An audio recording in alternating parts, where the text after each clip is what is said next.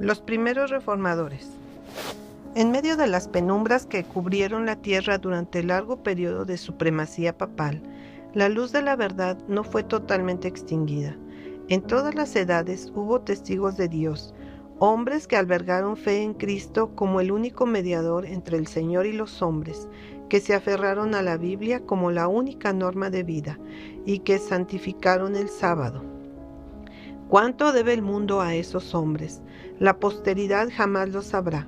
Se los calificó de herejes, se tergiversaron sus motivos, se falseó su carácter, sus escritos fueron prohibidos, mal interpretados o mutilados.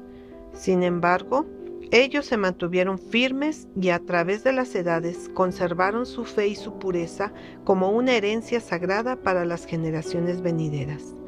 Tan terrible fue la guerra lanzada contra la Biblia que hubo ocasiones cuando existían muy pocos ejemplares de ella, pero Dios no permitió que su palabra fuera totalmente destruida. Sus verdades no debían permanecer ocultas para siempre. Con la misma facilidad con que podía abrir las puertas de la prisión y descorrer los cerrojos de hierro para que sus siervos salieran libres, el Señor podía liberar también las palabras de vida. En diferentes países de Europa, el Espíritu Santo impulsó a distintos hombres para que investigaran la verdad como si fuera un tesoro escondido. Guiados providencialmente hacia las Sagradas Escrituras, estudiaron sus santas páginas con profundo interés. Estaban dispuestos a aceptar la verdad, no importaba cuánto les costara. Aunque no percibían con claridad todas las cosas, pudieron descubrir numerosas verdades sepultadas desde hacía mucho tiempo. Como mensajeros enviados por el cielo, salieron para quebrantar las cadenas del error y la superstición e invitar a los que por largo tiempo habían sido esclavizados con el fin de que se levantaran y aprovecharan su libertad. Había llegado el momento cuando las escrituras deberían ser traducidas y dadas a la gente en los diferentes países en sus propios idiomas nativos. La medianoche del mundo había pasado, las horas de tinieblas estaban terminando y en muchos países aparecieron las señales de un nuevo amanecer. En el siglo XIV surgió en Inglaterra la estrella matutina de la Reforma. John Wycliffe fue el heraldo de la Reforma, no solo para Inglaterra, sino para toda la cristiandad. Fue el precursor de los puritanos. Su época constituyó un oasis en medio del desierto. El Señor consideró apropiado confiar la obra de reforma a alguien cuya capacidad intelectual le daría carácter y dignidad a sus labores. Así se silenció el menosprecio y se impidió que los adversarios de la verdad trataran de desacreditar su causa, ridiculizando la ignorancia de su abogado. Cuando Wycliffe llegó a dominar todo lo que se enseñaba en las escuelas, se dedicó al estudio de las Escrituras. En ellas encontró lo que antes había buscado en vano. Vio allí una revelación del plan de salvación y a Cristo como el único abogado del hombre. Descubrió que Roma había abandonado el sendero señalado por la Biblia para seguir las tradiciones humanas. Se entregó a sí mismo al servicio de Cristo y se decidió a proclamar las verdades que había descubierto.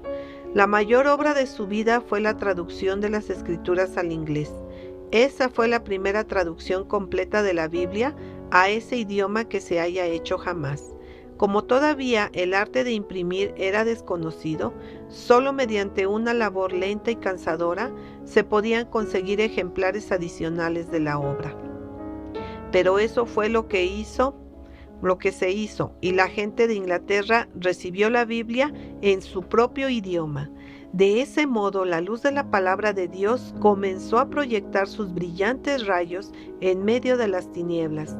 Una mano divina estaba preparando el camino para la gran reforma.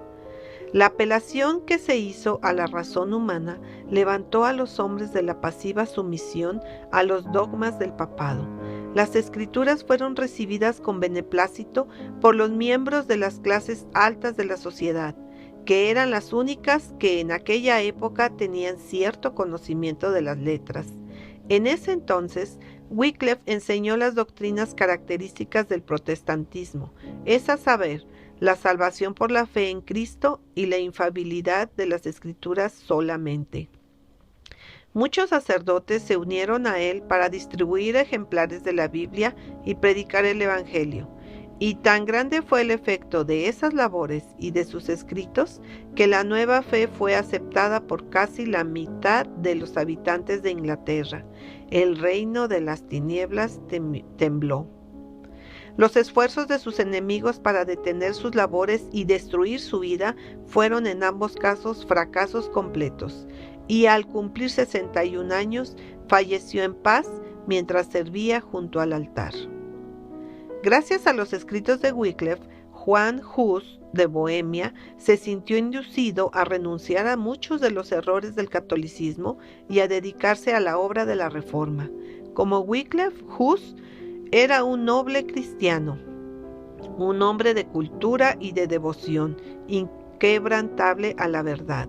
Su invitación a escudriñar las Escrituras y sus osadas denuncias de la vida escandalosa e inmoral del clero despertaron amplio interés y miles aceptaron alegremente una fe más pura.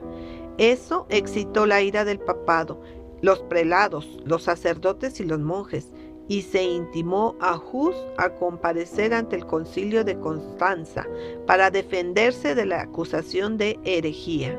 El emperador alemán le concedió un salvoconducto y al llegar a Constanza, el papa personalmente le aseguró que no se cometería ninguna injusticia con él. Después de un largo juicio, durante el cual se aferró a la verdad, se requirió de Hus que eligiera entre abandonar sus doctrinas o ser condenado a muerte.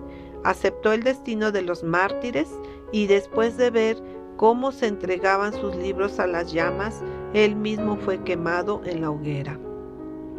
En presencia de los dignatarios de la Iglesia y el Estado reunidos en esa ocasión, el siervo de Dios elevó una solemne y fiel protesta contra la corrupción de la jerarquía papal.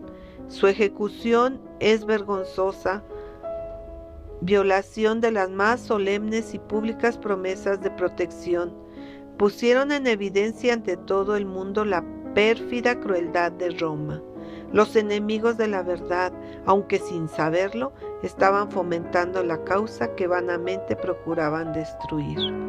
A pesar de esa violenta persecución, una protesta tranquila, devota y fervorosa contra la corrupción prevaleciente de la fe religiosa, continuó manifestándose después de la muerte de Wycliffe.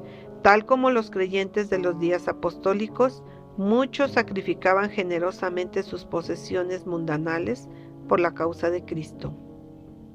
Se hacían enérgicos esfuerzos para fortalecer y extender el poder papal, pero mientras los papas seguían pretendiendo que eran los representantes de Cristo, sus vidas eran tan corrompidas que disgustaban a la gente. Mediante la ayuda del invento de la imprenta, las escrituras circularon con mayor amplitud y muchos fueron inducidos a ver que las doctrinas del papado no tenían apoyo en la palabra de Dios. Cuando un testigo se veía obligado a deponer la antorcha de la verdad, otro tomaba de su mano y con valor indomable la mantenía en alto. La batalla que comenzaba daría como resultado la emancipación, no solo de individuos e iglesias, sino de naciones también.